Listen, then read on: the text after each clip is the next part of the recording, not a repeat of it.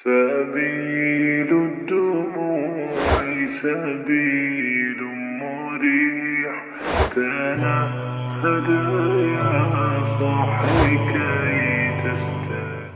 بندہ جب روح سے جڑ جاتا ہے، اللہ تبارک و تعالیٰ سے اس کا تعلق روحانی ہو جاتا ہے، اس کے بعد اب اذان ہو کہ نہ ہو، بلکہ وہ بتائے گا مؤذن کو کہ اذان کا وقت ہو گیا. تو اسی لیے کبھی وہ چھین لیتا ہے نعمتوں کو تاکہ بندہ واپس میرے پاس آ جائے. یہ بھی اس کا کرم ہے.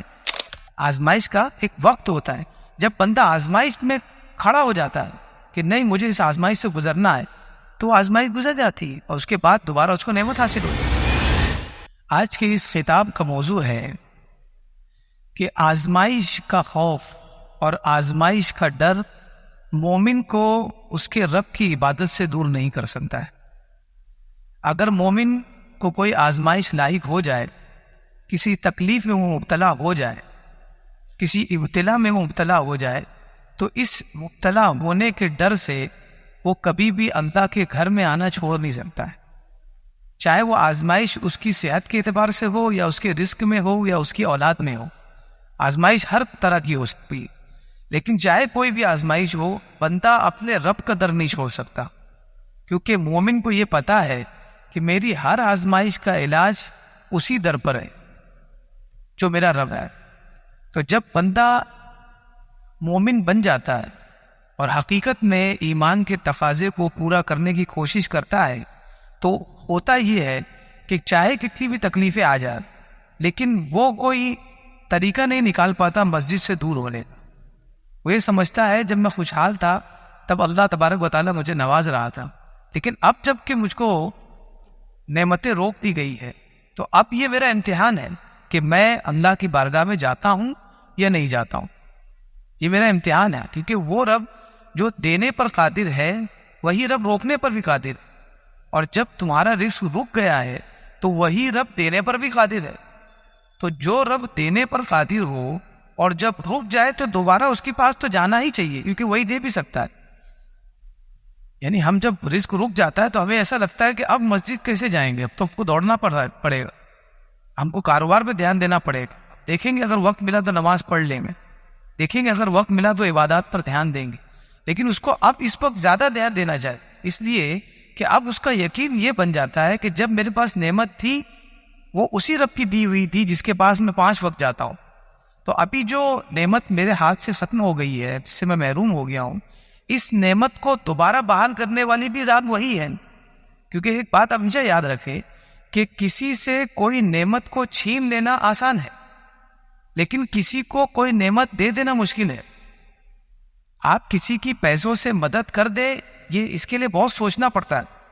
آپ کسی کی ایسے ہی چلتے پھرتے مدد کر دے، 2 اچھی باتیں کہہ دے تاکہ اس کا دل خوش ہو جائے، یہ بھی مدد ہے. اس سے آپ اپنے ایگو کو ختم کر دیتے ہیں اور دوسرے کے چہرے پر مسکراتے ہیں. تو یہ بھی مدد ہے. کسی لنگڑے کی چلتے ہوئے آپ نے مدد کر دی، اس کو سہارا دے دیا، یہ بھی مدد ہے. لیکن اس کے برخلاف اس سے وہ چیز کو چھین لینا کہ اگر کوئی لنگڑا چل نہیں پا رہا ہے تو آپ اس پر دھیان نہ دیں، یہ بہت آسان ہے. اس میں کون سی بڑی بات ہے؟ اگر کوئی غریب ہے، مفلس ہے، اسے پیسوں کی ضرورت ہے، آپ اسے پیسے ہی نہ دیں تو اس میں کون سی محنت لگ رہی ہے؟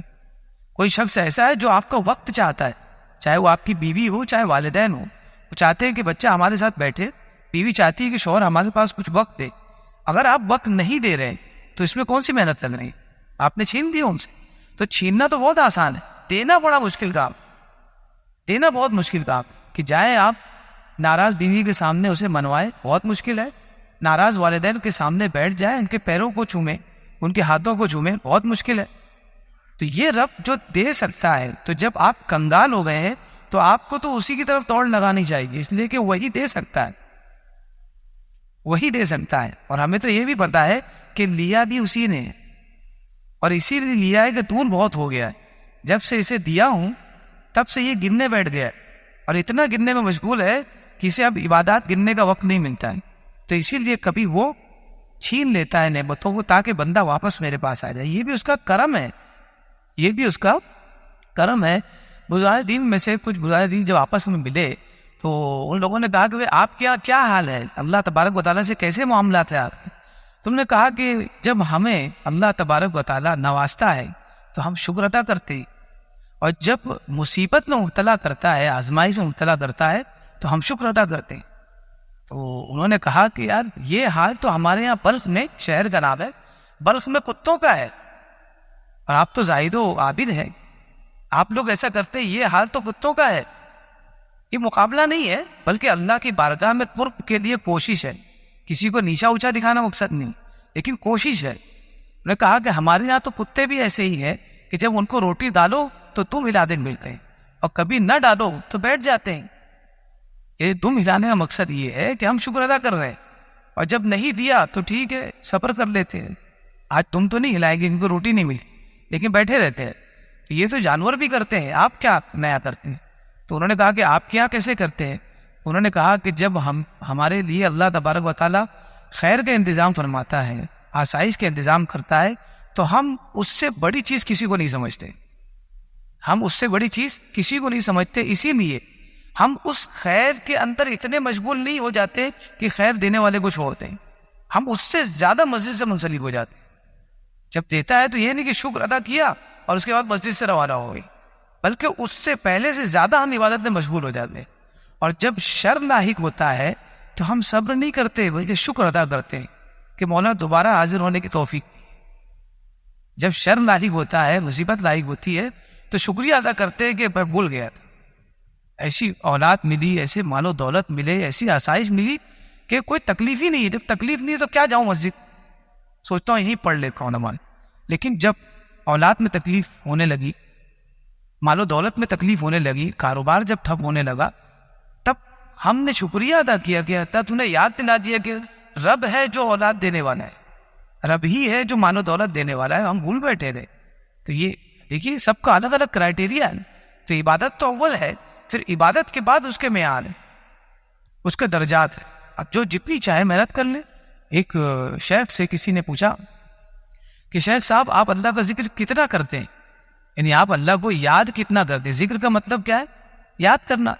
تو اللہ کو آپ کتنا یاد کرتے ہیں؟ تو انہوں نے کہا کہ میں اللہ کو یاد نہیں کرتا۔ انہوں نے کیا کہا؟ میں اللہ کو نہیں یاد کرتا۔ بولے شیخ اللہ سے ڈرے، اللہ کو یاد کرنا تو نیکوں کی خصلت ہے، اور آپ کہہ رہے میں یاد ہی نہیں کرتا ہوں۔ تو انہوں نے کہا یاد اس کو کیا جاتا ہے جو بھلایا جا چکا ہے، ہم بھولے ہی کب ہے جو اس کو یاد کریں؟ وہ تو ہمیشہ ہے۔ 5 وقت کی نماز ہم پہ بھاری اسی وقت نہیں ہو سکتی جب ہم اس کو بھولے نہ ہو۔ اگر ہم اسے بھلا بیٹھے ہیں تو اس وقت ہم کو پھر اذان کی ضرورت ہے، اور اگر پاور چلی گئی اور اذان نہیں سنائی گئی تو پھر ہم بھول گئے۔ اس کا مطلب ہم لوگوں کو دیکھا دیکھی نماز کے لیے آ رہے تھے یا اذان سن کر آ رہے تھے۔ بندہ جب روح سے جڑ جاتا ہے، اللہ تبارک و تعالیٰ سے اس کا تعلق روحانی ہو جاتا ہے، اس کے بعد اب اذان ہو کہ نہ ہو، بلکہ وہ بتائے گا مؤذن کو کہ اذان کا وقت ہو گیا، اس قدر وہ جڑا ہوتا ہے۔ یعنی اس کو پتا ہے کہ صبح ہو گئی ہے، اب یہاں سے 5 وقت حاضر ہونا ہے اور وقت مقرر ہے، اب مجھے نہ اذان کی ضرورت ہے نہ کسی اٹھانے والے کی ضرورت ہے۔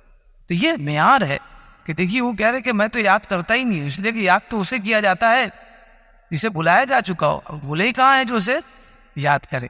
اللہ تبارک و تعالیٰ ارشاد فرماتا ہے وَمِنَ النَّاسِ مَن يَعْبُدُ اللَّهَ عَلَى حَرْفٍ، اور کچھ آدمی ایسے ہیں جو اللہ کی عبادت کنارے پر کرتے ہیں، کنارے پر کرتے ہیں۔ قرآن مجید کی آیت کریمہ ہے فَإِنْ أَصَابَهُ خَيْرٌ اطْمَأَنَّ بِهِ، تو اگر انہیں اللہ تبارک و تعالیٰ خیر سے نوازتا ہے، مال و دولت سے، اولاد سے، صحت سے جب نوازتا ہے تو وہ مطمئن ہو جاتے ہیں، چین سے زندگی گزارتے ہیں۔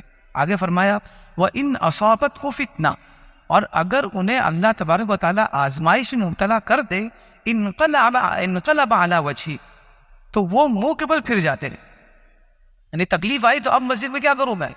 اتنے دنوں سے عبادت کر رہا تھا پھر بھی کوئی معاملات حل نہیں ہو رہے، اور میں تو بڑی پابندی سے عبادت کرنے والا، اور مجھ پر تکلیفیں آ رہی ہیں، میرے کھیت کھلیان ختم ہو جا رہے ہیں، میری اولاد نافرمان ہو رہی ہے، تو اب مسجد میں جانے کا کیا فائدہ ہے؟ تو کہا کہ جب اسے فتنہ لاحق ہوتا ہے، یعنی آزمائش لاحق ہوتی ہے، تو وہ منہ کے بل پلٹ جاتا ہے۔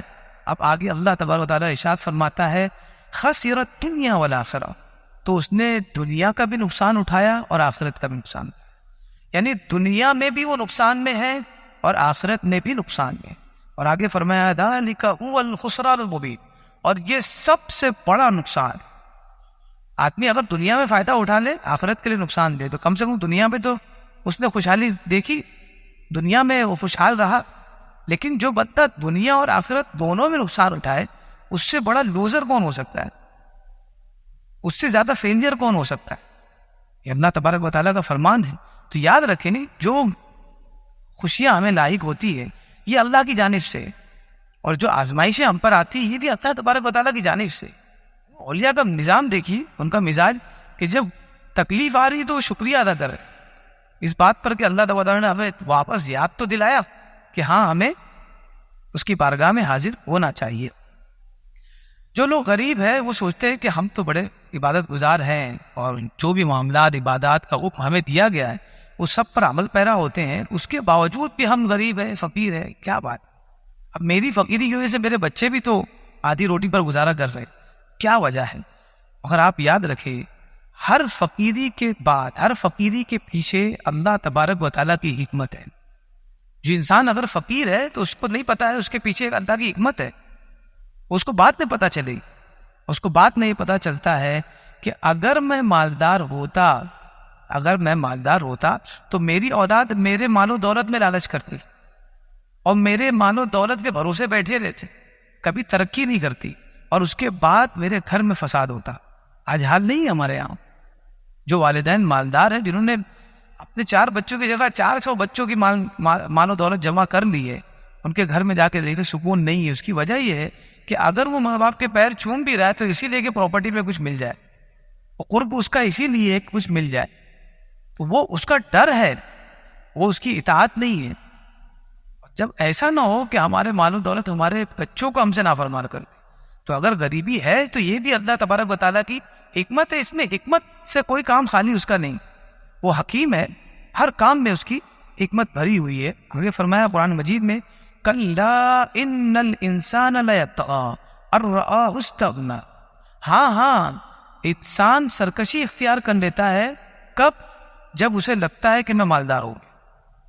اکثر وہ انسان جو مستغنی ہو گیا ہے مال و دولت کے اعتبار سے, صحت کے اعتبار سے, اولاد کے اعتبار سے, نعمتوں کے اعتبار سے, اسے اب لگتا ہے کہ اب مجھے انسانوں کی ضرورت بھی نہیں ہے, خدا کی بھی ضرورت نہیں, وہ بالکل مستغنی ہو جاتا ہے. آپ بولو گے ایسا تو نہیں ہے, مسجد میں آتا ہے, نماز پڑھتا ہے, سب کچھ کرتا ہے, آپ کہہ رہے ہو کہ خدا سے بھی وہ مستغنی ہو گیا. وہ اس طرح سے ہوا ہے کہ اب وہ کسی کا دل توڑتا ہے تو اس بات پہ ڈرتا نہیں ہے کہ خدا مجھے پنش کرے گا, کیونکہ وہ سوچتا ہے میں مالدار ہوں, میں تو رچ مین ہوں, میرے سامنے کون کھڑا ہو سکتا ہے. یہ ہے نافرمانی اللہ. سجدے میں سر ہو اور دماغ پہ گھمنڈ اور غرور ہو, یہ سجدہ کوئی کام کا نہیں. سجدہ وہ ہے کہ سر بھی جھکا ہو, دل بھی جھکا ہو, تب تو مانا جائے.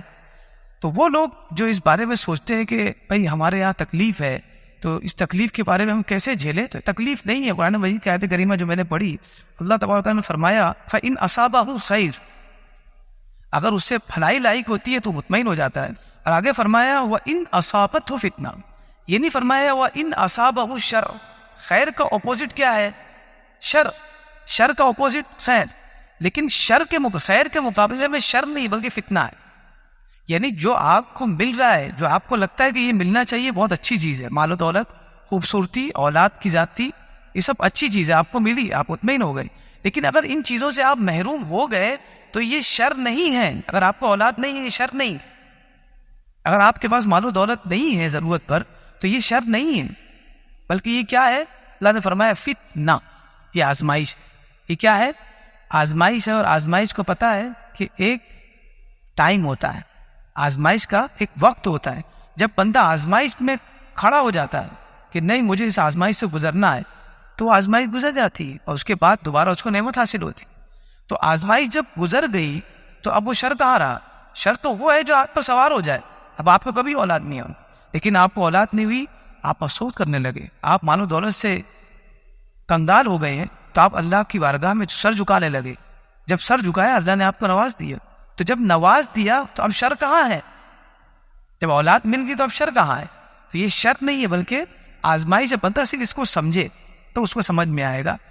ایک ہی گھر میں ہے 2 بچے, ایک بچہ نیک ہے اور ایک بچہ بد ہے. یعنی ایک بچہ ایسا ہے جو بہت اچھا ہے, نیک صالح ہے, اور دوسرا بچہ جو ہے بدمعاش. سمجھ میں نہیں آتا، دونوں ایک ہی باپ کی اولاد ہے، دونوں ایک ہی ماں کی اولاد ہے، ایک ہی گھر میں رہتے ہیں، ایون ایک اسکول میں بھی پڑھتے ہیں، لیکن ایک نیک ہے اور ایک بد ہے۔ اب آپ دیکھیے کیسا معاملہ ہے۔ جو بچہ نیک ہے اسے آپ دیکھیں گے کہ وہ ہمیشہ بیمار رہتا ہے، اور بیمار رہنے کی وجہ سے وہ گھر سے نکل نہیں پاتا ہے۔ اور وہ شخص، وہ بچہ جو بدمعاش ہے، نافرمان ہے، اس کا حال یہ کہ ایک دم صحت مند ہے۔ اب آپ سوچیں کہ یار جو بچہ نیک صالح ہے، محنت کرتا ہے، امتحان میں اول لاتا ہے، رینکر ہے، وہ بیمار رہتا ہے، اور وہ بچہ جو بدمعاش ہے، کسی کام کا نہیں، ہمیشہ گھر سے باہر رہتا ہے، گھر والوں کا خیال نہیں، وہ تو مطلب کہ بہت اچھا ہے، صحت مند ہے، ہر نعمت سے اسے اللہ نے نوازا ہے۔ تو اس میں بھی حکمت ہے۔ اس میں حکمت کیا ہے؟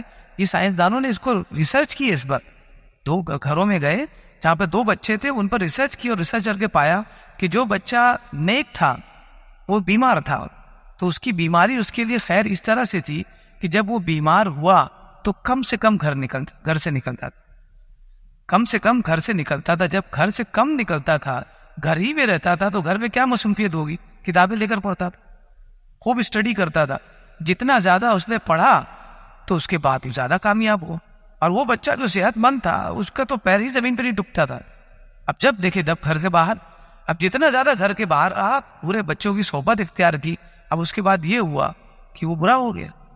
تو آپ دیکھ رہے ہیں صحت یہ کوئی اچھائی کا انڈیکیٹر ہو ضروری نہیں ہے، اور بیماری یہ برائی کا انڈیکیٹر ہے ایسا کوئی ضروری نہیں۔ اس کے پیچھے اللہ کی حکمت ہے۔ اگر بندہ حکمت کو سمجھ دے تو وہ کسی بھی حال میں رہے ہمیشہ ہنستا رہے گا، اور یہی سوچے گا یہ اللہ کی مرضی ہے، اور اللہ کی قضا اور قدر سے میں اوپر نہیں جا سکتا۔ جو اس کا فیصلہ ہے وہی میرے حق میں بہتر ہے، کیونکہ میں اس کی بنائی ہوئی چیز ہوں، اور وہ جانتا ہے کہ اس کو اس وقت کیا چاہیے، میرے بندے کو کب خوشی دینی ہے، کب غم دینا ہے، وہ جانتا ہے۔